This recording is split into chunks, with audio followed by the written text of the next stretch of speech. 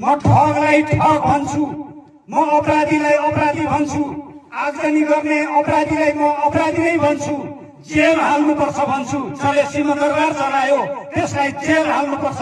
हामी जितेर गएपछि जेल हाल्ने गरी कानुन छैन भने कानुन बनाएर पनि कारवाही गर्नेछौँ। आफ्नो देश चलाउनेहरूलाई, जल्लादहरूलाई, अपराधीहरूलाई हामीले कुनै छुट दिने छैन।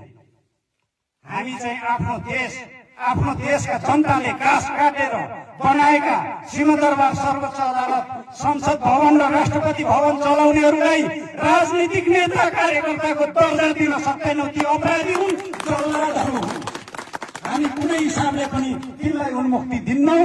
हामीले सक्दा न्यायको कठघरामा उभ्याउने गरी कानुन बनाउँछौँ र त्यस ढङ्गले हामी अगाडि बढ्छौँ। यो कुरा हामीले जनताका बीचमा भन्नुपर्छ। सही कुरा गर्नलाई डराउनु पर्दैन। यो एक बारको जुनी कसैसँग गिडगिडाएर बाँच्नका लागि होइन, सही कुरा गरेर जनता र राष्ट्रको सेवा गर्नका लागि हो।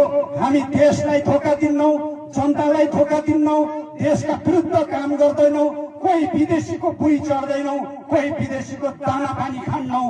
हामी आफ्नो पौरखमा, आफ्नो खुट्टामा टेकेर उभिन्छौँ। यस ढङ्गले हामीले नेतृत्व गर्छौँ। यो कुरा हामीले गर्नुपर्ने जरुरी छ। आदरणीय जनसमुदायहरू आएर सिंहदरबार एमालेको नेतृत्वमा बनाइएको सिंहदरबार चलाउने काम गरे। यो सही कुरा हो, यो सहन सकिन्छ। यो हामी किमार्थ सहन सक्दैनौँ। यो कुरा पनि म तपाईँहरूको बीचमा राख्न चाहन्छु। आदरणीय जनसमुदायहरू, प्युठानमा पहिला हामी गठबन्धनका विरुद्ध लडेर जित्यौं। 20,267 भोटले हामी पछि हुँदा गठबन्धनसित त्यो 20,267 मिचमाच पारेर हामीले 26,000 भन्दा बढी भोट ल्यायौं र 5,304 मतको अन्तरले जित्यौं। अहिले त हाइसन्चो छ नि, हो कि होइन? सबै पार्टी यसरी चुनाव लडेका छन्, यसरी पन्जा छाप शैलीमा। सबभन्दा अग्लो को छ? यो बीचको औलो एमाले। एमालेसँग तुलना हुने कुनै औला छैन।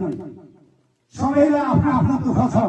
कसैलाई उम्मेद्वार हुने दुःख छ, कसैलाई आफ्नो पार्टीको भोट आफ्नो उम्मेद्वारको पक्षमा पल्टामा पार्ने दुःख छ, कसैलाई जितिहाल्छौँ कि भन्ने सपना देख्ने दुःख छ।